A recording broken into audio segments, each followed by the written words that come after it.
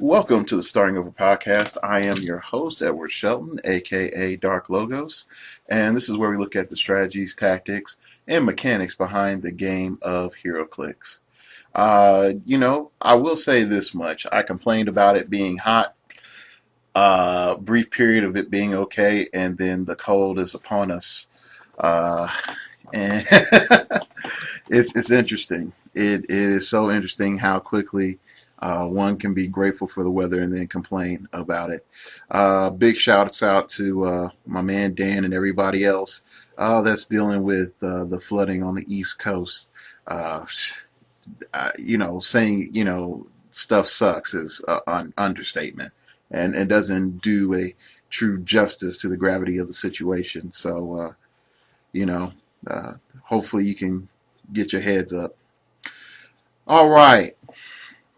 Today you might be wondering, what are we going to talk about today? What is there to extrapolate upon?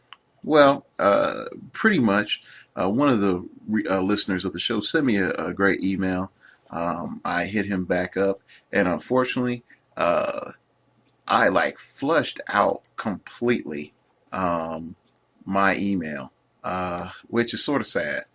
Oh, Mr. Ryan Morgan. There we go. There you go.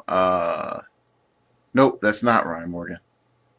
That is the guy. Ryan Morgan is DC Explorer. Oh well. All right. Pretty much. I was having an email back and forth with one of the listeners, and I think maybe Robert Haynes. I think it's Robert Haynes. Yeah. And either Robert Haynes or Ryan Morgan. Oh no, it's not Ryan Morgan. Yeah, Robert Haynes. Yeah. Anyway, and pretty much, wanted me a little bit to go into something that we talked about uh, in the roundtable, and I hope everybody enjoys it. Check it out. Definitely going to be doing some in the future. We'll be doing some with DC Explorer / Glass Cabinet Film / Ryan Morgan. I got to get some stuff worked out though. But pretty much, he brings up the fact of the kind of good conversation on high offensive pieces versus highly defensive long clicks of life figures, i.e., vehicles and their shenanigans and their shenanigans. I hate to say it like that. Like, we love some shenanigans here on the Starting Over podcast, but the vehicles are just five types of shenanigans that we just don't need. So I'm going to go through the ones that we know about, and this is something that I most likely am going to come back to, this dynamic of high damage versus high health. Okay, and it just happens that the vehicles are the cheapest way to get high health in a game. Now, note, when we look at high health, typically we were looking at colossals. Colossals were ridiculous health, and it took a whole large team to pound them down into the ground. But if you did it and you had lots of enhancement and lots of perplex and some way to get your psychic blast through, you could do it, and then you become the hero of the nation. I had a Firefly flashback. Oh gosh! And for those who know it, I can't think of the song lyrics completely. But when the one dude dropped the money over that poor colony. Uh, anyway, going on. So what ends up happening is our mindset before was, if I deal with 22 clicks on a figure, that person paid 1,000 points or higher. Or if I'm dealing with 32 clicks on a figure, we definitely know we're looking at 1,500 plus. If a character has massive regen abilities and about, I think it's like 20 clicks a dial, I'm dealing with anti-monitor. Yeah, pretty much anti-monitor or Starro, one of the two. Okay, so you are then put in a mindset of high health, this game is on a timer, and there's two timers going on. The timer number one is I need to KO this figure as soon as possible. Timer number two is can he outlast me? And if either of those two objectives are met, that's the winner. So can I kill him in the time? And the other opponent is can I survive the time? Most people don't look at colossals like that, but the main thing about colossals really is can I survive the time? Point blank. Now there are a few colossals like the Sentinels, Frost Giant, Apocalypse to an extent. Not the Toys R Us exclusive Apocalypse, Toys R Us exclusive Nemesis, I think.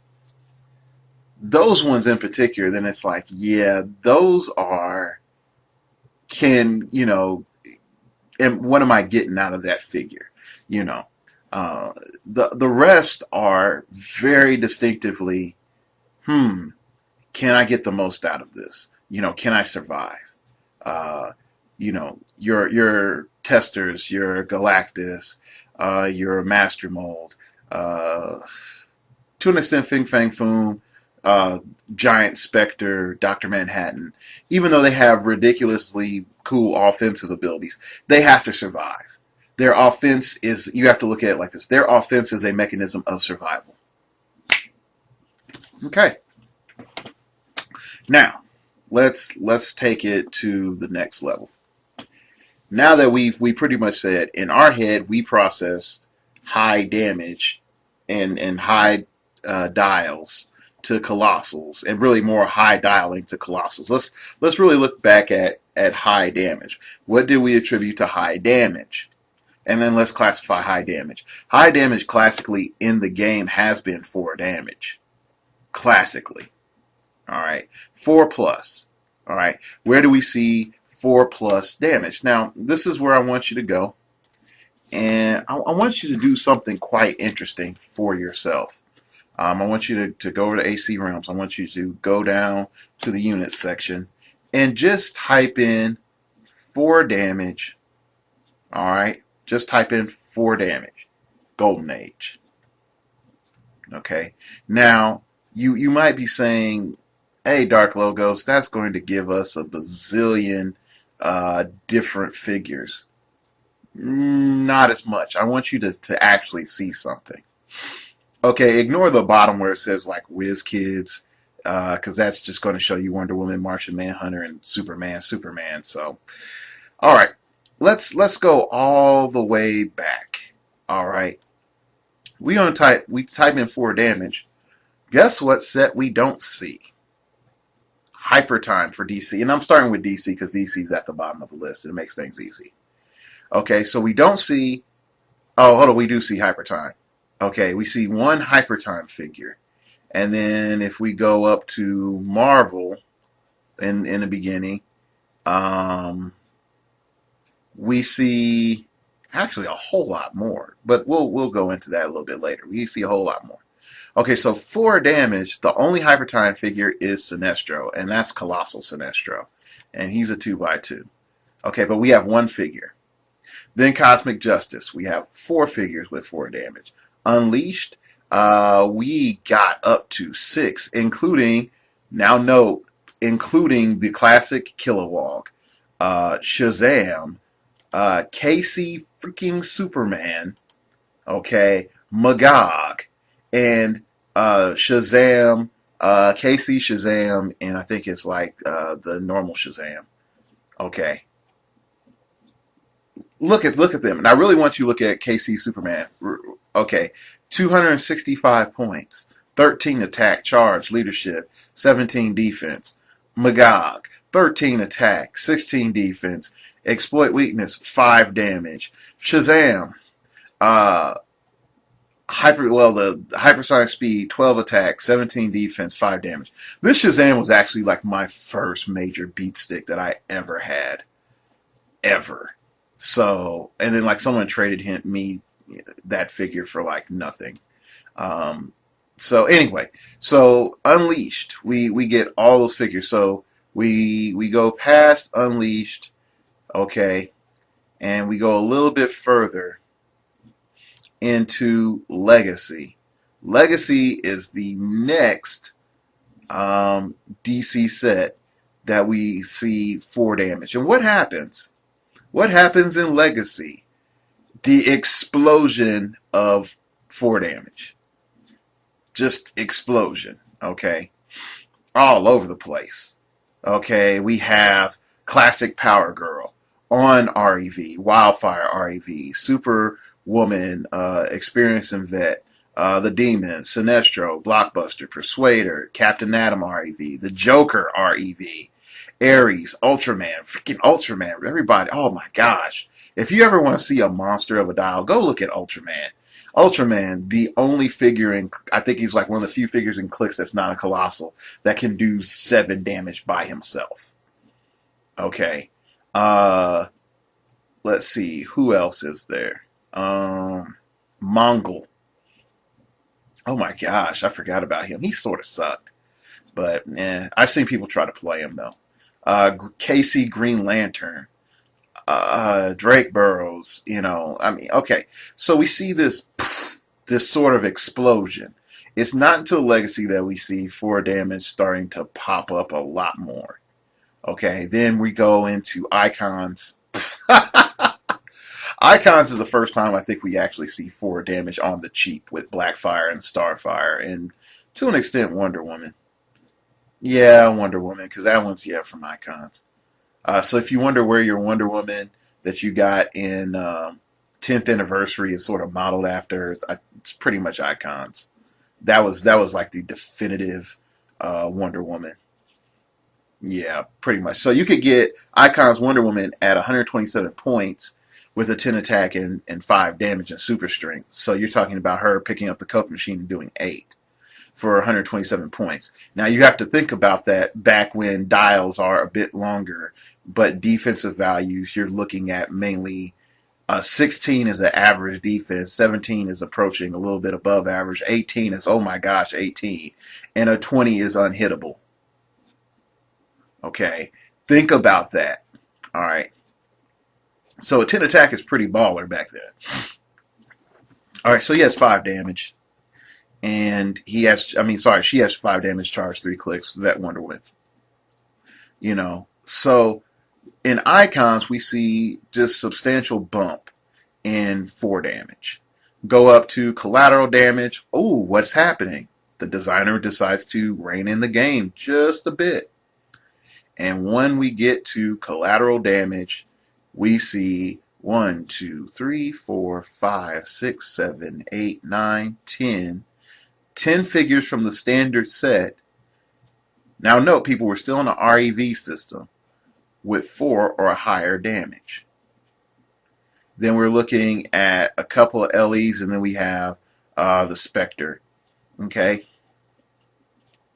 Oh, and Parallax too, but Parallax really doesn't count. Parallax is sort of, oh gosh, the figure that they shouldn't have made, but they made to, oh gosh. Anyway, rolling on, we're going to skip over Giants and Green Lantern Corps because those are just micro little things. Fast Forces before Fast Forces were cool, but what's sad is you got more out of those than you do. I don't know. Some of them are about the same, but I sort of keep having this feeling I got more out of those display sets than I do out of Fast Forces. But okay, so we're going back up to Origin. All right, so we're up to Origin. We're getting closer to the age of cards. All right, people. So we look at Origin, we see a good amount of 4 damage. Okay, of us being able to get 4 damage. Some of it's on the cheap. Some of it is mid-tier, what we call mid-tier now. That 135 to 165 range. But we see anomalies like low tier. Shazam, Rookie Shazam. How many people, even today, Rookie Shazam could, punch folks in the throat. Let's really look at Rookie Shazam. 105 points, activation click, 9 clicks deep, 105 points. You're really working with 8 functional clicks, plus regen, imperv on 2 clicks, invulnerability, hypersonic speed on 3 clicks, then outwit at the end. Think about this, people. If they tried to remake this figure today, let's say he was in 10th anniversary, and he still had that activation click, he would be hypersonic speed 10, 11 attack, 5 damage, 18 defense, and then 2 or 3 clicks of hypersonic speed, and then he would drop off. He would be 7 clicks deep with 6 functional clicks. He wouldn't be 9 clicks deep with 8 functional clicks. And then you could say, oh, well, he has the Billy clicks. And so if you subtract the Billy clicks, then that does only give him 6 functional clicks. But the Billy clicks all aside, the Billy clicks, he has 3 Billy clicks. And if you think about a figure having 3 clicks, pretty much in which to A, get back to the medic, or B, pretty much just like say, oh yeah, go ahead and hit me, it doesn't really matter. That's ridiculous. So anyway, that one is a huge anomaly in damage potential. And then definitely when you look at his click 6, a hypersonic speed, getting back his imperv, super strength, outwit and super strength and hypersonic speed should never exist. So you outwit, hypersonic speed in, pick up your heavy or your coke machine, hit somebody for 6 or 7. Yeah, not fun, not fun. But anyway, going on. We see moderate in, Robot Man, but he's 106 points with Outsiders TA. We see damage coming in at the like a low end. Then we see some cool stuff like Supergirl, but she's really hitting that mid to high tier, starting off with her rookie. Then you have experienced Cyborg Superman, which was pretty much a waste. It was a waste. Steel, you get it late dial, which again is a waste. And then you have Vet Green Lantern, which by far was one of the worst sculpts in HeroClix. Yeah, one of the worst sculpts in HeroClix with one of the least impressive dials in HeroClix. And they try to do KC Green Lantern without making it broke, and it just didn't work. Martian Manhunter, you will never ever see anyone clamor for this Martian Manhunter ever again for any of the REV. Even though I will say for a while I was a bit of a fan of the rookie. I thought the rookie had potential. But, oh my gosh. I can't believe I actually traded for some of these figures now. But again, that's looking back. Definitely Vet Martian Manhunter. I was like, yeah, just push him to hypersonic speed and perplex up his attack. And then I have the option to use Psychic Blast if I need to follow up. But I can come in and hit somebody for 4 damage. There's a lot of stupid things you think of at the time, people. So if you ever look back at your HeroClix notebook, it's like, oh my gosh, that was just a bad idea. Trust me, I have them too. Now here's one 4 damage that I will bring up because this figure by far still holds up today. Is Superman, the super rare. Well, it's rare, but pretty much you might as well just call it super rare. In which you have leap, climb, 10 attack, 18 defense, and 4 damage. Very reasonable. And you'd be like, Dark Logos, he has no way to move an attack. He's not supposed to. He's there to put pressure on your opponent's team and then run away. He comes in, he pushes, he hits with the object, they hit him, he runs back to the medic, gets healed, comes back, and does the same thing again. Watch, rinse, repeat. He doesn't do more than that. He does, and now people are going to say blasphemy. He does what Shazam does, Rookie Shazam does in the set, except you can push him. Now you'd be like, how's that? You for cheap, you bring in someone that can hit. And again, we're talking pre-18 being on everybody. All right, so most figures he's going to hit. All right, so scoot up. We're on past Legion of Superheroes. And then we're going to go and we look at Justice League. What happened to our 4+ damage? It dropped. Why is that? Oh, special powers are introduced. We're unsure about things. You know, what's we going to do? So look, we between Origin, nice amount of 4 damage, and Justice League, very very little 4 damage. You have you're not looking at most of your common pieces having 4 damage. You have Lex Luthor, the Joker, Wonder Woman, uh, and that Wonder Woman is baller by chance. If you ever have a chance to play her, she does hold up in modern era. Um, Amazo, which is extremely disappointing compared to previous Amazos. Doomsday, again another figure I wish I didn't trade for. And then you have Starro. Okay, so not a lot of 4 damage. We're seeing this damage drop. We're okay. Then we get Crisis. Crisis gives us Uncle Sam, Mordu, some other figures that we're not going to play. Then we get to Black Adam. Black Adam, the death dealer of Hero Clicks for that time. And then, like looking at it now, if I put a gauntlet on him, he's worth 300 points. Like he would be 294, but he would be worth the 300 points. This is not a shot at George, people, so don't take it like that. You know, you got Monitor, World's Finest, uh, the Anti-Monitor, oh gosh, and Guardian of Fear. Okay, so you're seeing, oh, and the Chase Supermans, but that's Chase BS right there. So you have very little 4+ damage. And then for those people that really look at Black Adam, there was a lot of people that were pushing Black Adam to get off his first click so that he can get onto click 2. Really, it's click 2 and 3 that were Black Adam's like bread and butter clicks. But yeah, and most people didn't really want to get him off of click 2. So anyway, moving up, Arkham Asylum, what happened? Less 4 damage. Less 4 damage. And then let's really break it down into usable 4 damage. Wonder Woman with the pillar. She's baller. I love her. Okay, by far one of the best Wonder Women that was ever made.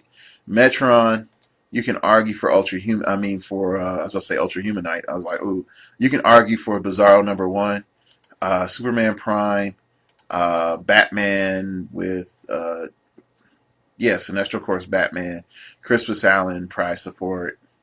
You know, even looking at him now, it's like I could play that. I don't have a complete problem with it. That click 2 I will avoid like a plague, but everything else I can do. He fears poison. Okay, moving on. Now we get to Brave and the Bold.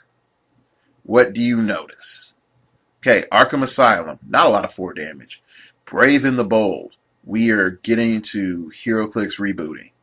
And people are like, you know, you're talking about DC so long, and what does this have to do with, you know, long dials versus damage? I'm trying to give everybody perspective. We're going to do the same with Marvel here. Okay, I really want to use this to establish perspective. Okay, Superman, Wonder Woman, Goodness and Mercy, Parademon, Brainiac, Metallo, Power Girl, Martian Manhunter, Lex Luthor and Brainiac, Wizard Shazam, The Flashes, Flash and Green Lantern, Superman Flash, Green Lantern and Green Arrow. You sort of get where we're going here. We see Shazam and Black Adam, and that just the Shazam part, being able to purchase that for 140, you could get 5 damage.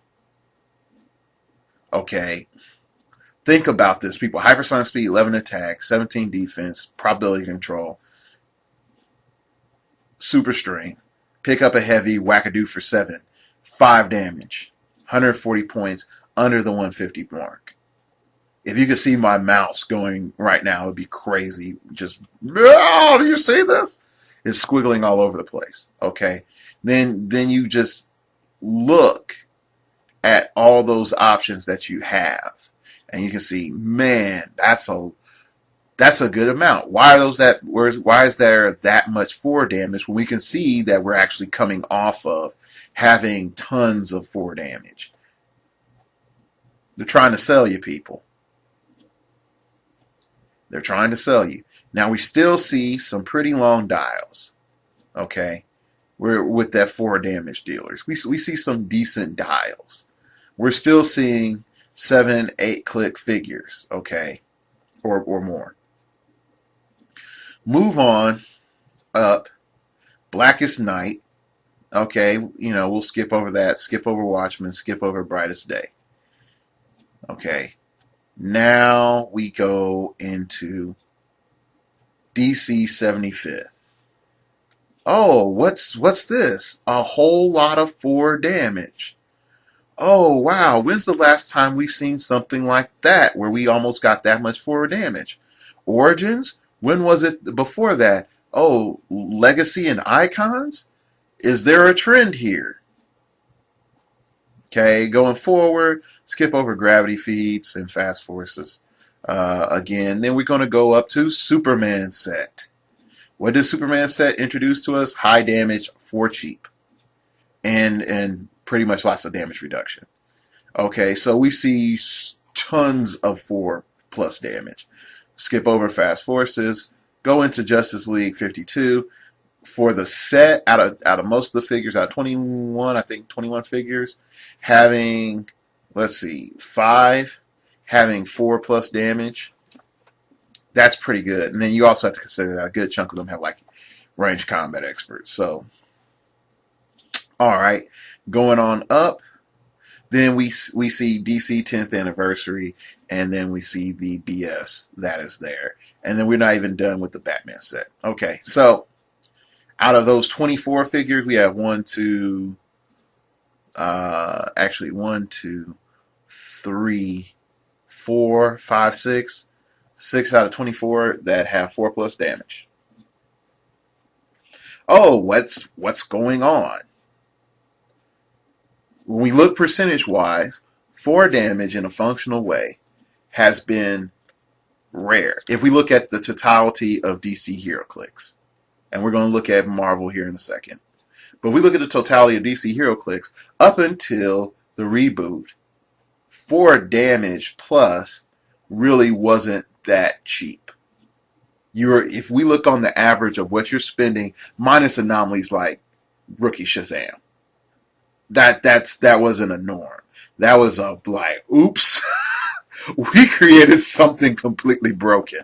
Okay, minus the anomalies, we don't see that many 4 plus damage figures until we get to the reboot of HeroClix under Nika. Now, no, you're hating on Nika.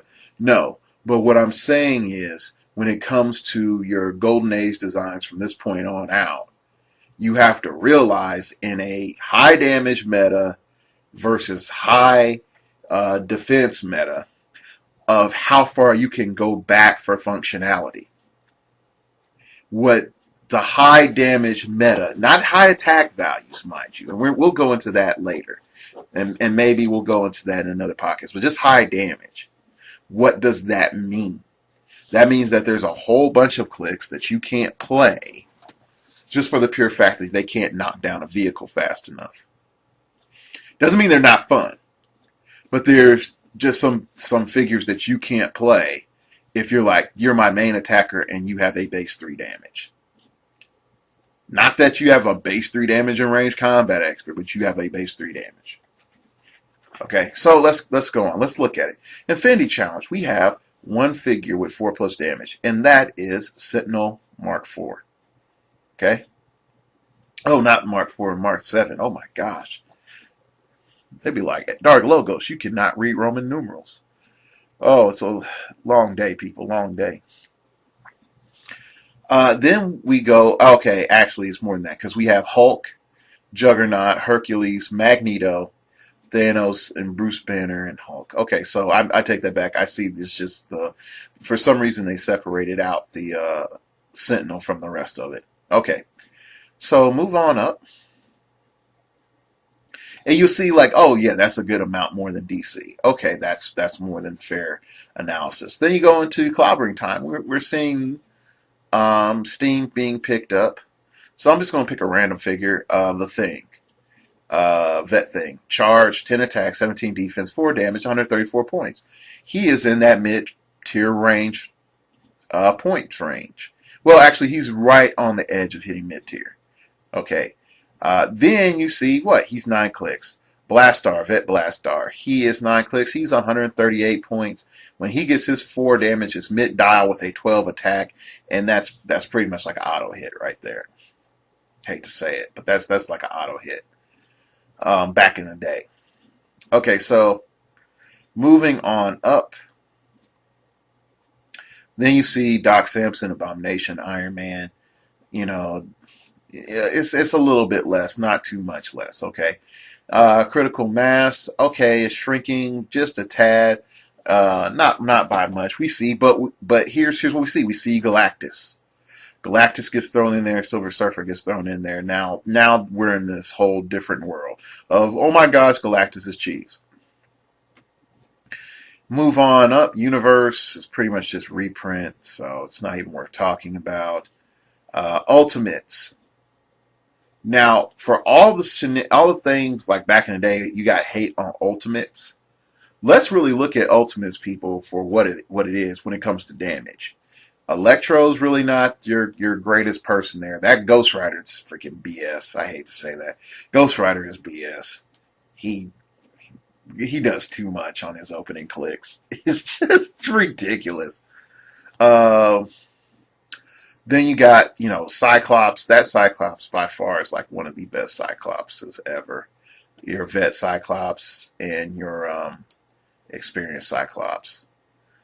Colossus, no one really used that because he was suck. Sort of like the character in Ultimate X-Men, but anyway, Captain Britain was more suck.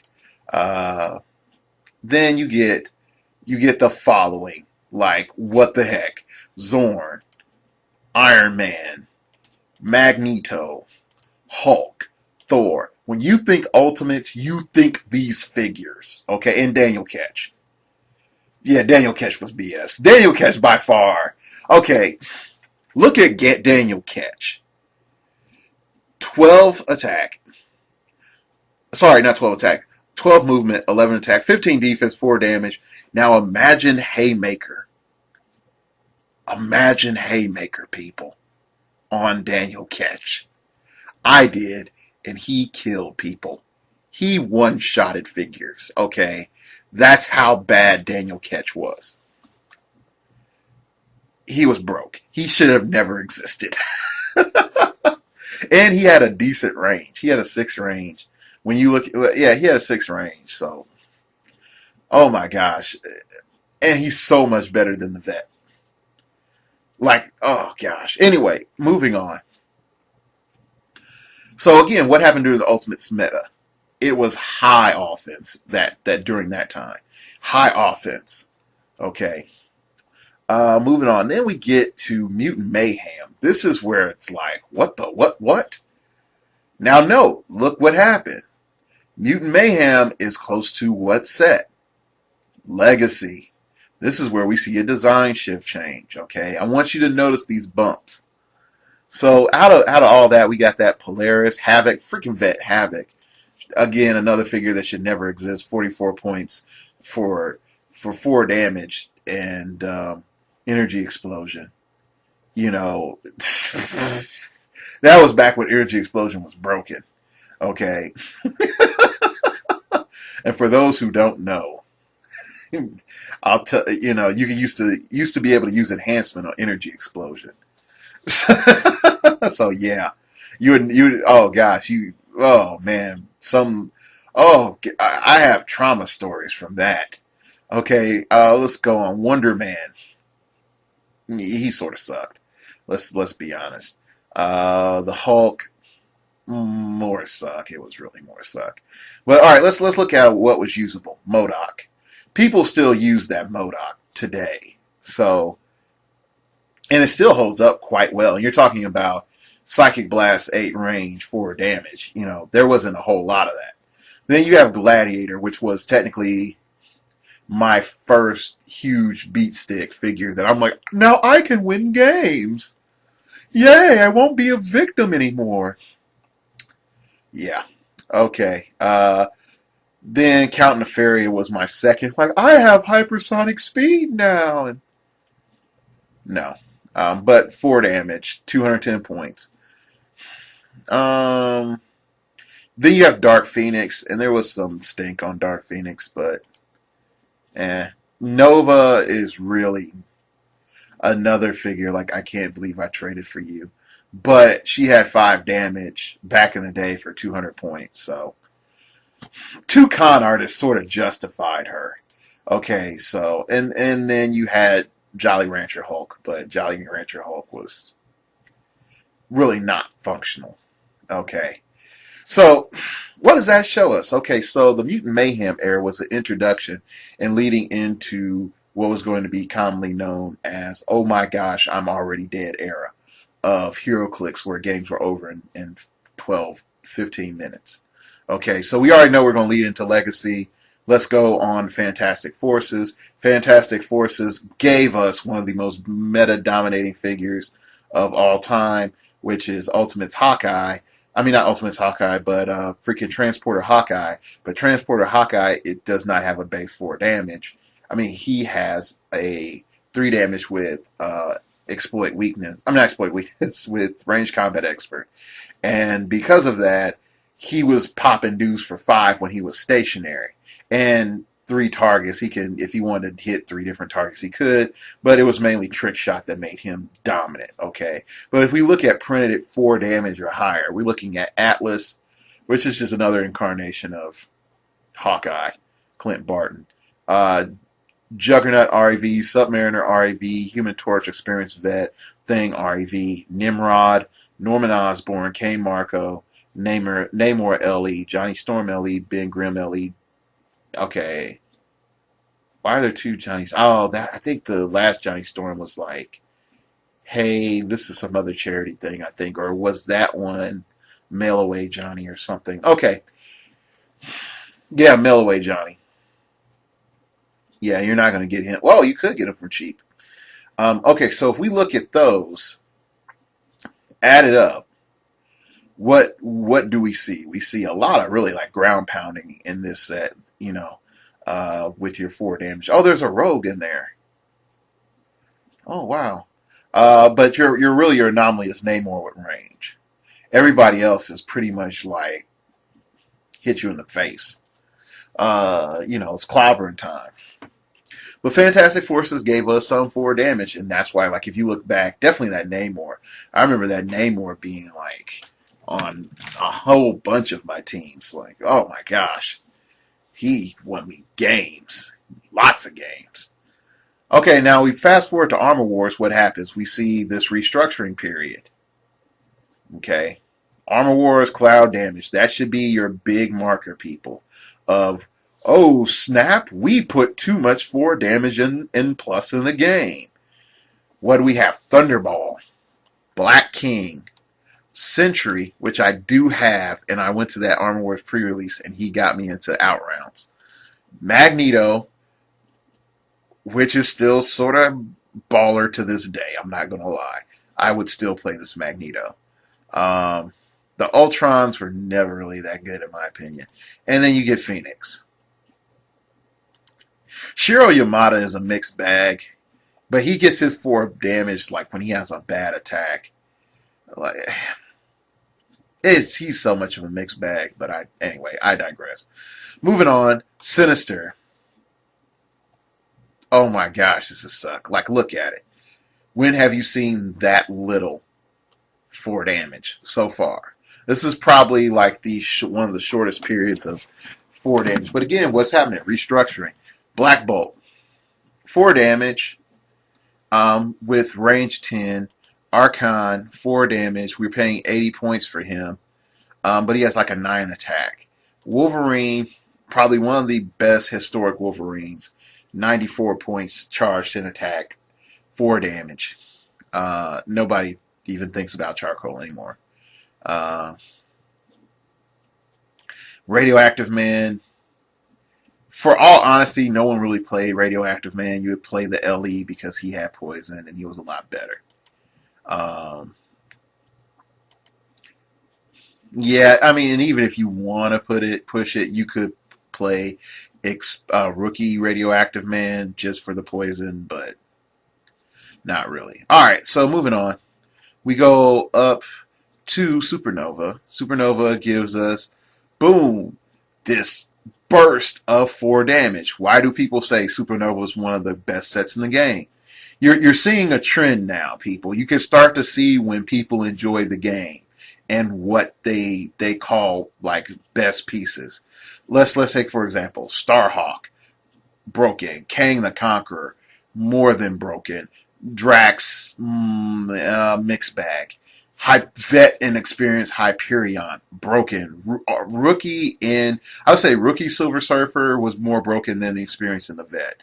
Uh, but the vet was still pretty good. Like and again, back in the day, you can get maybe a cheap perplex, and all of a sudden that 11, you get an 11 attack, or you push that second click, and now I have a 12 attack in range combat experts. And Thor. Now note, here's my little diatribe on Thor.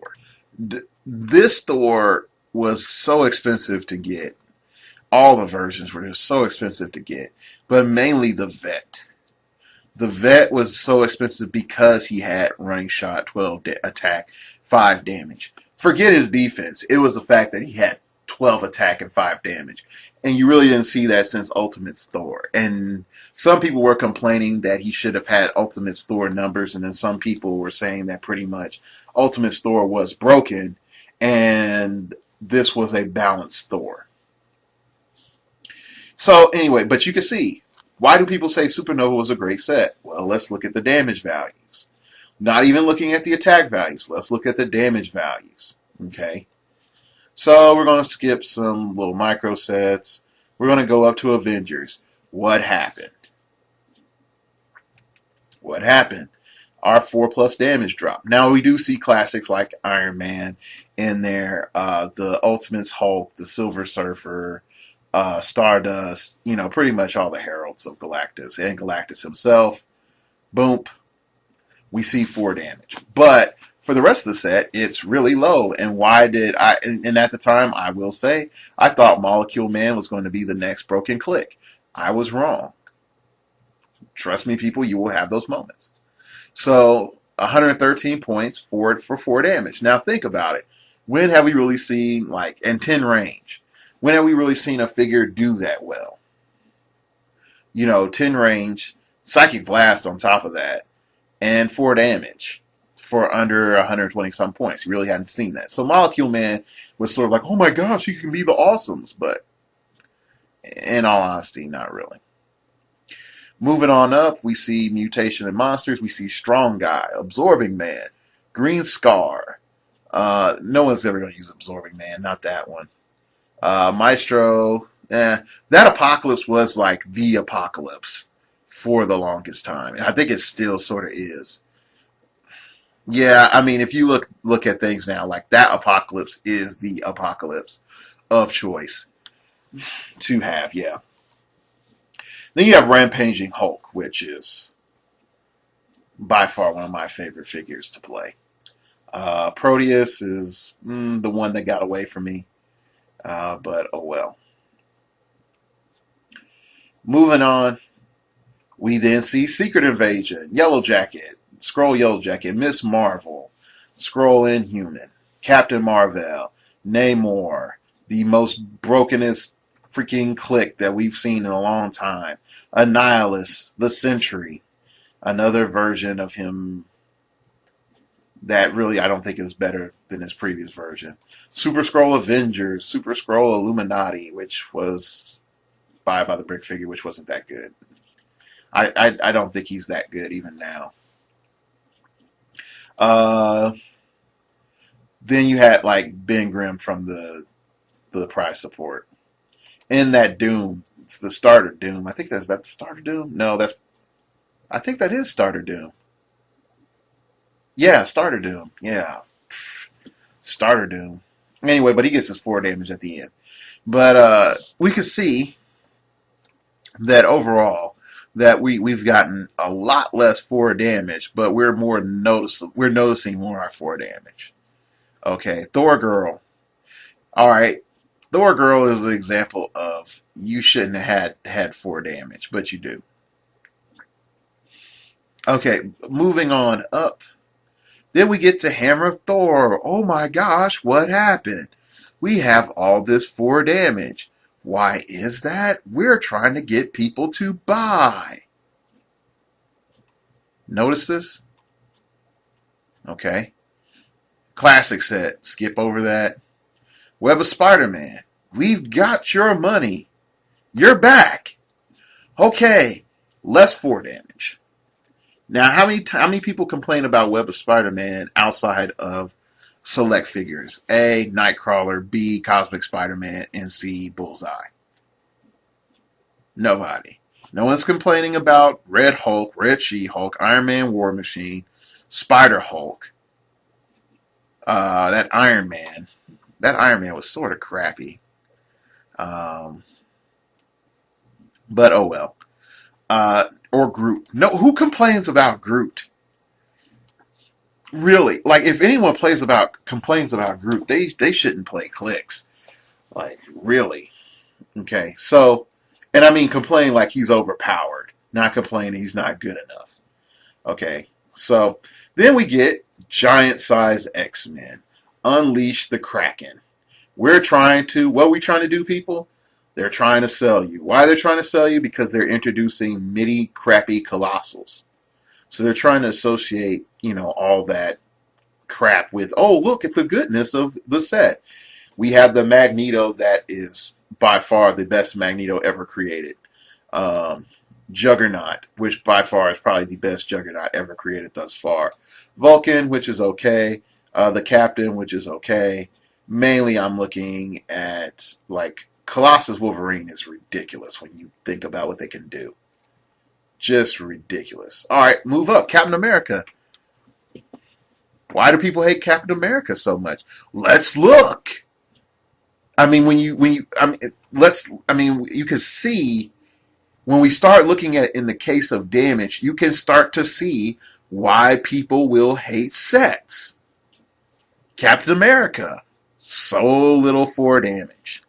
Even though we got Quasar, Maelstrom, the Captain, the Human Torch was sort of crap. He was crap. So, Luke Cage was probably one of the best Luke Cages. Yeah. Skipping Fast Forces, going up to Incredible Hulk. Now, we see Incredible Hulk, and what do we notice again? We see a moderate amount of 4 damage, but where's our accessible 4 damage? In our RAV, but it's not a whole lot. Ghost Rider, Hulk, Joe Fixit, Red Hulk, She-Hulk. If you look at it, out of the fan favorites out of that set, what do people like? She-Hulk, Joe Fixit. Then you start looking at rares once you start getting a lot of damage. And then what do people like in the rares? Some people like Ghost Rider. No one really likes A-Bomb. Black Bolt.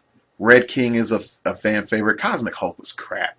But then, look, it's not until our chases that we get, oh, look, a good chunk of 4 damage. Then prize support, Black Bolt, 4 damage. Okay? The gravity feed. Red Hulk gives us 4 damage right before he turns, right before his AE line, which sort of sucks, but oh well. Move on up to the east side. Finally got a piece of 4 damage. Looking at the Infinity Gauntlet, we have lots of 4 damage. Just all over the place, counting Thanos himself. Moving on. When we get to Galactic Guardians, oh my goodness, look at all the 4 damage listed. Doctor Strange, Namor, Super Skrull, Silver Surfer, The Thing, Gladiator, Lord Marvel, Stranger. Think about your meta, Thanos. Think about your meta, people. What was it like? Freaking Nova Prime. What was your meta like? Oh, this is awesome. Skipping fast forces, going up to Avengers movie. Oh, what happened? Our 4 damage dropped off significantly. Oh, I've dropped some money on it, but I don't know. I feel like I've been hustled. I'm buying all these pieces. Your 4 damage has dropped off.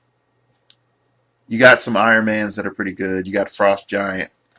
Um, you got that Red Skull. But overall, your 4 damage has dropped off. Moving up. Then we get to Chaos War. Oh, what happened? Our 4 damage came back. Oh, Chaos War. It's great. Then we get 10th Anniversary, which, of course, just filled full of 4 damage. Okay. Table app, tab app, I think it's just sort of BS, so I'm not even going to go talk about that. Okay. So, we've stepped back. We're saying, like, man, we've gotten more 4 plus damage in the modern times than we did previously, and we notice that sets we like or sets that we deem as good have 4 plus damage in spades or has very easy access to 4 plus damage. And then you might be saying, Dark Logos, you have given us a history lesson and then some. What does this all have to do with your initial point of high damage versus high number of clicks? Okay, take all that data I gave you. Start noticing common trends. Where's most of our 4 damage coming in historically? It's coming from ground pounders. It's coming in from supercharged super strength. Okay, we have very few occasions where we have hypersonic speed and note what I'm saying, people, and super strength and 4 damage and range. Or more so hypersonic speed, super strength, and 4 damage. Or hypersonic speed, 4 damage, and high range. Okay. What we're mainly seeing is that we see a shift in dynamics, mainly in range. That range was how we were delivering our 4 plus damage. It wasn't melee. Most of our melee options were deemed inferior. Not only that, were the melee options, most of the melee options deemed inferior, they had moderate to below par attack values. We would see 9s a lot. Okay, and then we would see figures over 135 points with 9s and 10s when they need to have 11 and 12s. We also see a defense shift from 16 being standard to 17 being standard to 18 being standard. So our delivery method of 4 damage, initially being the brick, all of a sudden became cost-wise inadequate because the attack value of bricks wasn't keeping up with the defensive values that were common to allow for just mitigation. Sorry, just to allow for the delivery of the payload of the object. And some of their attempts to try to fix that was trying to make it so that if you hit a figure, they got stronger. But all would end up happening is that people would just avoid the figure. So then that solution didn't work, and then trying to create other options to force figures to attack the pretty much, I hate to say it, the brick, and making the brick viable just didn't work. Stuff like taunt, it just didn't work. Okay, so when we put all that together, when we look at our classic designs for your Golden Age players to your modern age mainly focused people, you're going to be looking at modern sets. And then you'll be like, well, Dark Logos, we knew that. No, but I really want you to have an understanding of the sets that really you need to look at are the sets that aren't popular, and look at where the easiest way to start filtering out, is this meta, is this interesting, or more so to say, will this set sell like hotcakes, is look at how much 4 damage it has and then do another search for how much 11 attack it has. Because I'm betting you if you did the same exact search with 11 attack, you're going to see the same ebb and flow that we see in 4 damage. I guarantee it. Okay. Now, when we start looking at this high damage and we start looking at uh, the high number of clicks, the biggest thing that we're going to be swirling around in our heads is what are we going to do to make sure that our damage sticks? And then not only that, what are we going to do to make sure that we are going to prevent healing? Now, in the case of the bug, I'm sorry, that sucker is BS. You can't stop it from healing. If he runs around with Alfred all day, there's no way you can really stop it from healing.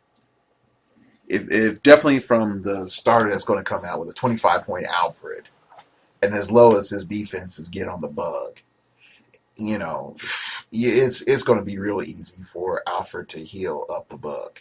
Okay, so the bug is really not a problem, and well, not a problem for Alfred to heal. Okay, but when you start looking at dealing out damage, the first thing that you're going to have to be looking at is mitigation. How much can I get past their mitigation? How much can I make it stick? And how cheaply can I do it? And if I get, and can I afford retaliation? And I know that's a whole bunch of questions, but let's break it down. How cheaply can you do it? And when I say cheap, and I mean in total your delivery, your whole entire team construct, you need to start weighing it like this. In a 300-point game, can I do 10 to 12 clicks of damage easily? Now, why do I say 10 to 12 clicks of damage? If you look at it, you have, now note, these are like the epitome of clicks. Of the top of the food chain in the meta right now. You have Fast Force's Supergirl, who can pick up an object and do 6. You have Dark Phoenix, who has a base 3, but is going to all go through with Pulse Wave. You also have like Hulk Mariner. Who else comes into my mind? The Thor and Magneto from 10th Anniversary. Green Goblin, freaking ridiculous Green Goblin. 75 points, 11 attack, 4 damage, 17 defense, and willpower. He's pretty much the same exact stats as Norman Osborn, LE. Okay. So, when we see stuff like that, we can pack lots of 4 damage for cheap. And the main reason I bring up Dark Phoenix is mainly she's always going to get a perplex. But Dark Phoenix, Norman Osborn, Supergirl, if you put them all on a team and a partial gauntlet or a Batman utility belt on Dark Phoenix, so now she's rocking a 4 damage and 11 attack and a 19 defense, 18 or 19 defense, I can't think of off the top of my head. Then guess what? You are now dealing out a massive amount of damage. You have 12 damage right there. Yeah, just right there. Before stat mod, well, actually, with Dark Phoenix, it would be a stat mod. But you would have 12 damage right there if she had a full utility belt. Okay? Now,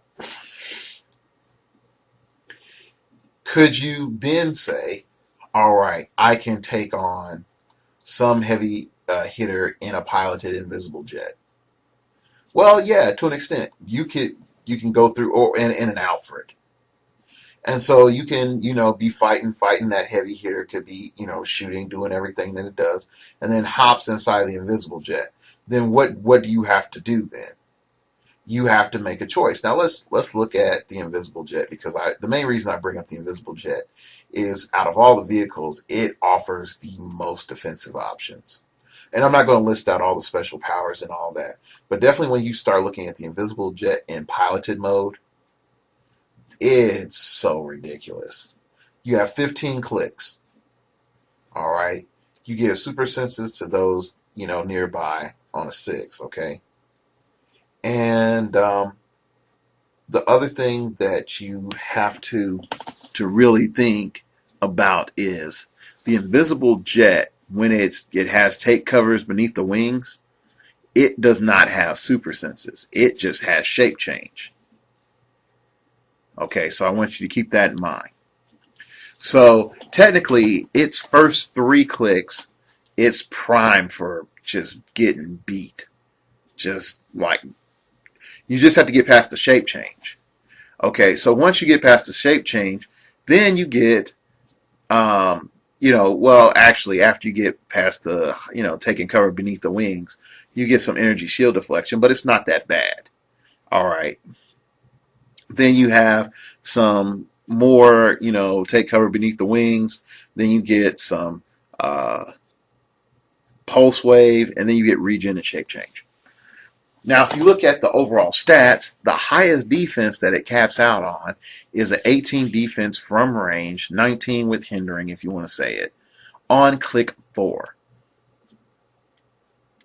Oh, what is our main damage output on our team?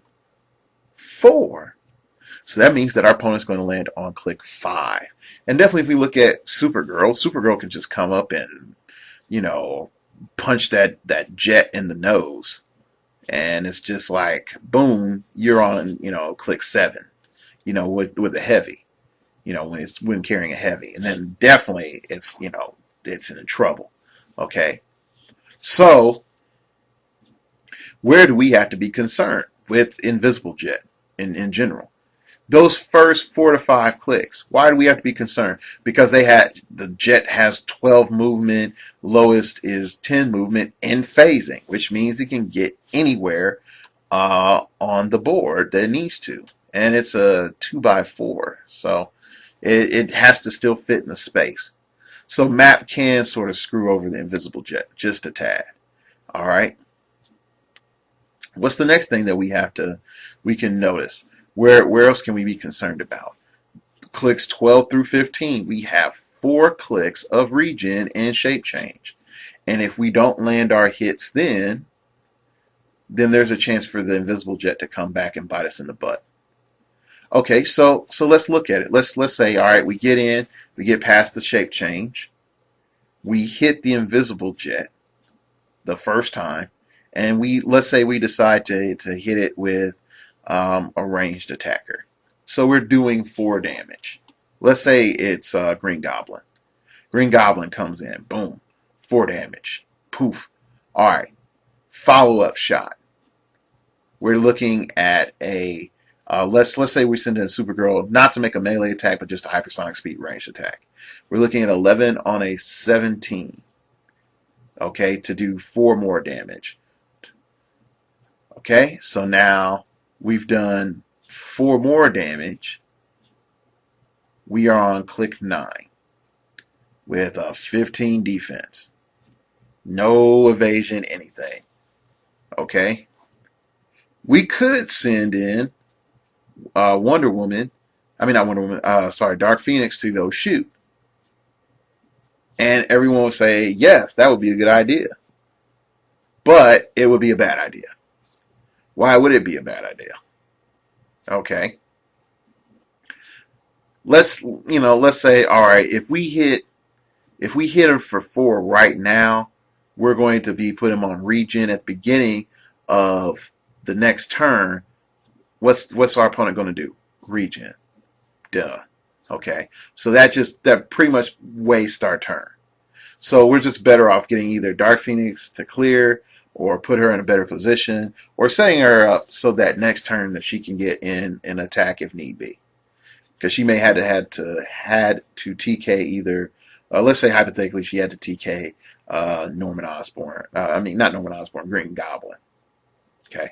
So now we go to our next round. Invisible Jet is sort of hobbling away because look, it has a 9 movement, so it really can't get away from Dark Phoenix. Dark Phoenix comes in because she has +1 stats because we're not going to push off of that first click with the utility belt. Comes in, punches, blasts the Invisible Jet for 4. Okay, so now we're on that first click of regen, and then outwit shape change, Oh, then, oh, guess what? We push Supergirl. She finishes it off. Now, you might say, wow, that's a lot of effort to go through to get 15 clicks down. But know what we had to pack to deal with that. We had to functionally, on our team, pack a resource dial, 2 figures with base 4 damage, and a figure that gets 4 damage after initial stat mod. We had to pack 12 damage. Imagine, let's go through that scenario, and you couldn't do 12 damage. Let's say we have Supergirl and just Scarlet Witch, and then the rest of my team is support. It's Perplex, Prob, Outwit, all that good jazz. Or let's just say it's Perplex and Prob. All right, I got I have Scarlet Witch. Let's make it easy on myself. I have Scarlet Witch, and for 25 more points, I can put in what is it? Mockingbird. Okay, so I got Scarlet Witch, Mockingbird, and the same team I had before. We look at that same scenario. All right, if I send in Supergirl, I am now forced to outwit with Dark Phoenix, hit the Invisible Jet in a melee attack. Not even a. We can't afford to do a ranged attack. We have to do a melee attack. We also have to, we have to do a melee attack. So then coming in, doing 6. So then we're on clix 7. Okay, to get past all that jazz. Then following up next turn, then if I TK'd in Supergirl, then I can't do a follow-up attack because I used Dark Phoenix to TK in. If I didn't use Dark Phoenix TK, then I can do a running shot, not a running shot post play, just a running shot, and then do let's say I'll perplex up the damage to 5. Okay, so then I'll do 5 damage, and then I'll land right back onto regen and shape change. Now my opponent's going to regen, and then I have to go through and do another. I have to hope that my next 2 attacks hit. Do you see how much more pressure is on? After it's resolved, we know what's going to happen. Supergirl's pushed. Dark Phoenix is pushed. And on top of that, my opponent, whoever's cripple figure, has popped out of the Invisible Jet and is now running. Oh. Wow. So what we can see, and now no, I'm just saying this with the Invisible Jet. I know there's other shenanigans that you can do. Like I'm already thinking about double cop car, how double cop car can be ridiculous as well, because you're spending a bit more in points, but then you're getting 22 clicks total instead of with the Invisible Jet piloted, you get 15. You get so 106 you get 15, and you get 1 cop car at 68. Okay, and so for 136, you can pretty much just bounce them between the 2 cars, and and in the meantime, they're not like just sitting there. They're ramming. I mean, not ramming. They're doing their silliness with their clear the streets. Sorry, clear the streets. So the thing that you can see is that by not having 3/4 damage figures, killing the Invisible Jet becomes a lot more difficult. It becomes so ridiculously difficult because it's not the fact that we can't kill it. We can. It's easy to kill defensively. It's the fact that what I have to now pack. I have to pack an outwit to get past the shape change up front. I have to then, after I outwit that shape change, I have to hit it exactly for 4 or 5 just to make sure that it can't just up and get away. Okay. Then, after that, I have to make sure that once we get towards the end that I outwit its shape change or outwit its super senses. I mean, not super senses, its region, to make sure that it doesn't come back into the fight. You're talking about a lot to pack in, but if I'm able to say, man, I pack, you know, all this other goodness in, I try to build a balanced team. Like, let's say we do get Mockingbird up there, and Mockingbird does take a whack. Okay, Mockingbird takes a whack. It's only going to throw off our numbers a bit. She doesn't do exactly enough damage to make sure that it's, how can I put it? She doesn't do exactly enough damage to make sure that it's going to line up with your numbers. And I know some people are like, oh, okay, how do you know that? She does 3 damage, and we're trying to do iterations of even numbers of 4 or 5. Really, we really like 4 or 6. We prefer 4 or 6. But she throws the numbers off just a tad. And that's if she can get a close combat expert attack in. Okay? So, coming back around, we can see that our 4 damage meta can affect vehicles. But, and I know this is a longer show than normal, so just bear with me. I'm trying to compensate for the history lesson. Okay? But what we can find is that the risk with our high damage squad that I showed is that we are highly dependent on first click. Oh my gosh, we are so dependent on first click. And if we're talking about a more realistic fight in which we have, we're going against 196 points of offense, and Invisible Jet is just sitting back there providing support, whole different ballgame. And then you can say, what is that magical 196 points? You make it up. You go find a team. You go design something. And then come back to me. Email me, startingoverpodcast@gmail.com. What is that 194 points that you're packing with the Invisible Jet? And then you could say Amazons. And I'm like, okay, really? What is the 194 points are you packing? Amazons? We're trying to break it. Not, you can have fun. That's fun. But if you send me something that's broken and you explain to me, this is how I can break Amazons. Okay, cool. And 300 points. Okay. Now, when we go into 400 points and higher, you can say, well, it will be easier to kill the Invisible Jet and stop it from protecting blah, blah, blah. Oh, really?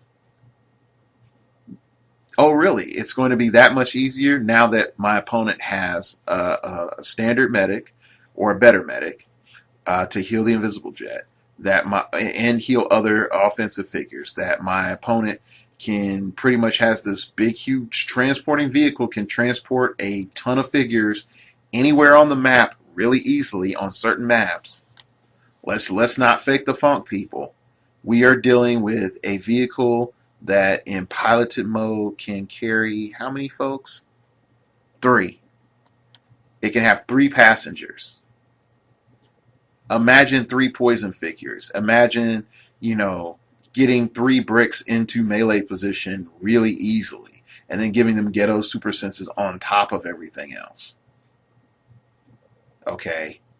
No one really thought about that. Then we can run and phase back after they're hurt real bad, and I can either patch up my jet or patch up my most wounded. If it looks like you're really coming for me, I can put my most wounded inside of the jet to have them pilot the jet and then heal up the ones that are sort of combat okay as we run around and either stall or make it really difficult for you to fight us. Yeah. the higher points you get, the more stuff that you can put inside the jet. And that is the problem. And I'm hoping in the future they make it so that Colossals can't get in the jet. But as it stands right now, Colossals can get inside of vehicles. All right, now the invisible jet is probably the everyman's vehicle that you're going to be seeing a lot more frequently. The ones that the two that I feel that are the most abusive are the Bug and the Batmobile. Uh, mainly the Bug, the Batmobile for different reasons on piloted mode. Okay, and the main reason I'm looking at piloted mode is because again we can put figures in the vehicles when they're in piloted mode. Okay. And then you get one less passenger in piloted, but you also get a pilot. Okay. So you have a pilot and then you have the passengers. Okay. So I hope that makes sense. All right. So we look at the Bug. The Bug just being able in piloted mode to come up and say, yeah, I just sort of shrug off damage. I just really just shrug off damage. In autopilot mode, the Bug is really just sort of cool. It's not game breaking whatsoever. It's just cool and fun, and it can do some damage. Um, it has a good amount of clicks. For 99 points, that's too many clicks. But it doesn't have, hello, sir, ma'am, I'm just going to shrug off damage. It can take a hit, keep on going. It's fun for your Justice League and your Justice League International teams. But that's about it. Um, it's not broken. But when you start going to the Bug on piloted mode, you have to look at it like this. When you move, you heal. That's damage mitigation. Then you have the ability to heal other figures. That's more damage mitigation. Then you can shrug off dials to damage to your dials on your Beetle dial and to your hazardous environment dial. Add in, I think, running shot, special power, attack special power, and a defensive special power on top of everything else. Yeah, and then you can get combat reflexes and willpower on top of your impervious and vulnerable toughness. Yeah. So you can have willpower, keep it together, and imperv. You have three defensive powers. You can have running shot, hypersonic speed, so you can pick between those two options, or charge, three options. If you can get your dials lined up. So all the move and attack options that you want, you can have. So if you do land on a click like, I don't have move and attack. Oh, they hit me. I just happen to be on running shot. Okay, so there's pretty much a guarantee that you're going to have a move and attack power, your whole dial. Okay, so that's the first thing. The next thing that you can look at is just saying, oh, there are times where a good player of the dial is just going to say, I'm going to take normal damage because I can go back and heal. I'm going to go back and heal versus taking damage on my hazardous environment dial or my Beetle dial. And then when like the big monster attack comes in, then I'll take, if I need to stay on this click, I will take it to my Beetle dial or my hazard dial. And I'll let those go. And then I will operate from there. Okay. So he pretty much has like mini protected. Except he can regenerate his mini protected. If that makes sense. Okay. So, and then he doesn't take a token, I think. I have to come back. But when we start looking at the Bug, where is the biggest shenanigans with the Bugs is now we're dealing with damage reduction. Damage reduction changes the game. And then we're at 139 points. So we're a little bit higher points than the Invisible Jet, which really for us just turns into a support figure, really upgrading A figure to B figure. But the Bug is not immune to Outwit. And so the Bug's first target is going to be your Outwitter. It would be stupid otherwise. Okay. Then you're talking about it being a giant. You would think it'd be a colossal, but it's a giant. Um, and then being able to see over figures, it can already carry, but also you have to realize the bug can be carried. Colossal can carry the bug.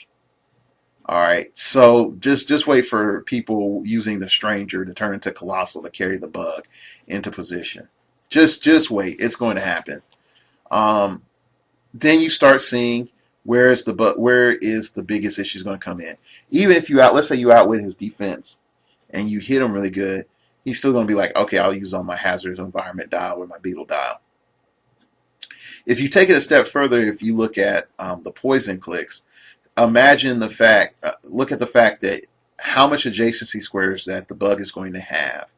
And it has perplex on that click, so it can perplex up his defense. And I think, does it get combat reflexes? I mean, if you also can get +1 for that certain blue beetle being in there. And then, yeah, when it moves, it can heal one of its other dials by 1. Um, so it's the one of the other dials, not the beetle dial, but the hazard environment or its normal dial. So if you do knock it onto invuln and poison, you can heal back up to poison into impervious and poison, and you have some very, very interesting situations. Now the thing about the bug is only with Blue Beetle does like the stats actually start to get a lot better so that they're viable. It's not just a big uh, I hate to say it, it's just not a big mothership. In this style, it's not offensive whatsoever. We even see that with the Invisible Jet. Like offensively, it's really not that good. And you're paying all these points. You're paying a whole lot more points. Unlike, two cop cars. Two cop cars is just like, oh, we're charging. We're cleaning up the streets. Okay, but let's really break it down. You now have poison. Not even saying penetrating poison, but you now have poison that you can't get that figure off of poison, even if you outwit their defense and hit them really hard.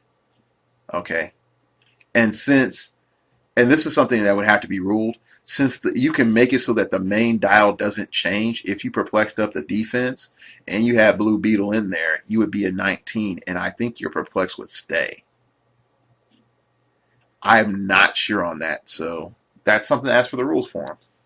So now we're in a situation where we have hypersonic speed, poison, and we can try to smack a figure and then just move into position so that the following turn we can just poison something. But looking at our high damage, what does our high damage now mean when we look at something like like the bug? Well, does that mean that we need to have Psychic Blast, Running Shot, and 4 damage? Okay, that does seem reasonable, doesn't it? That seems more than reasonable. All right, but let's try to let's go to the unit section. Let's leave it Golden Age too. So we're going to look for Running Shot, Psychic Blast. I'm not even going to put a attack value on it, and 4 damage, equal to 4 damage or higher. And we're going to search. Oh, what do we get? And here, let's make it. Let's do it on the same click. Let's just do on the same click. All right, so we get what? Iron Man from 10th anniversary. Okay, and he gets it on his shorter end of his dial, and on his second click on his top dial. We get Kang, but it's not top dial. It's on second click. Sentry and Void has it, but that's that stage. You have bigger things to worry about. Doom and Kang have it, but that's 300 points. Destroyer has it, but that's click 2. Iron Man has it from the Avengers movie, but that's later on. You sort of see what's going on here, people.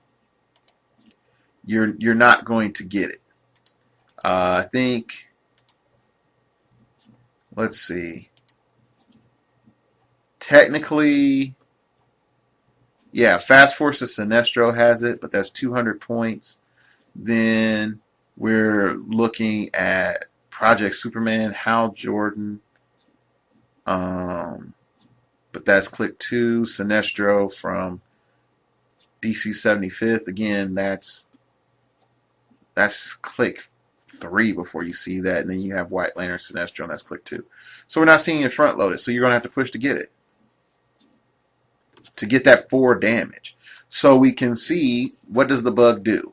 The bug now puts us back where it's like, oh shoot, I need to bring base 3 damage running shot Psychic Blast for cheap and bring a bunch of Perplex to compensate. But the thing we forget is for how much we pay for running shot Psychic Blast 3, we end up getting like, we can, for around the same points, we can get running shot, same attack value, 5 non-penetrating damage. So I just want you to get that into your head. So if we do bring in Psychic Blast, mind you, with all this damage reduction, it could, start to eat through some of the dial. But as long as Blue Beetle has that ability to shove stuff off to the hazardous environment dial and to regenerate that hazardous environment dial every time he moves, it's going to be tough. Because that 2 or 3 damage that you would have done is now shoved off to the hazardous environment dial. And then over several turns, it'll be regenerated. And then, yeah, he'll take a hit there and then hit this other turn. But when it comes down to your lower Psychic Blast damage, he's just going to say, okay, whatever. I'm going to shove it to my hazardous environment dial. Oh, I moved, I heal up 1. So, I hope that this has been helpful. I know I've been going on for a bit, and that's why the main reason I'm wrapping up. But I really want you to see that in this hour-and-a-half episode, that the main design issue that we are dealing with now is with these large dials, definitely with the bug, it's just able to mitigate so much damage, and that bringing in high attack and high damage is going to be necessary, but also sustaining that damage several turns is going to require us to push. So the question comes in a 300-point meta, is just having 2 figures that are able to do 4 damage good enough? And I think the answer is no. You're going to need a 3rd figure that's going to be able to crank out 4 damage. How you get that is up to you, but I think it's going to be necessary. And coming back, I will have to take a second look at Outwit, because with these powers, there's nothing that says you can't outwit anything on the Beetle dial or on the hazardous environment dial. I don't think, and I'll have to go back and look. But with those 2 dials, just being able to outwit those would be, definitely the Beetle dial would be a big deal. And then also, just real quickly covering over Batmobile. The main reason the Batmobile is ridiculous is RAM ability and mind control. And so to get your own figure out, you have to just do massive amounts of damage as quick as possible while it's ramming and doing damage to your figure. You are on a timer. And it runs back to Alfred real easily to get healed. So, again, email me at startingoverpodcast@gmail.com. That's startingoverpodcast@gmail.com. Please hit subscribe up in the top. I am working on some major changes to the podcast. I am thinking about, oh my gosh, a blog. And I'm also thinking about some other viable options for us as a show to use going forward. There's some things that are going down that I thought would have been done by now, but are not. So I have to start making other changes. If you want to, I will open this up. If you want to put a shout out, ask me a question or anything along those lines for the show, hit me up and I will do my best if I don't accidentally flush my email. Well, and I'll bring it up on show. And in all fairness, like, since I got my Gmail accounts the first time, I just like cleared out everything. So To the people that sent me an email, it's not anything against you. It's just I had so many emails. It was ridiculous. So, again, thank you for listening. And remember, we all have to start over sometime.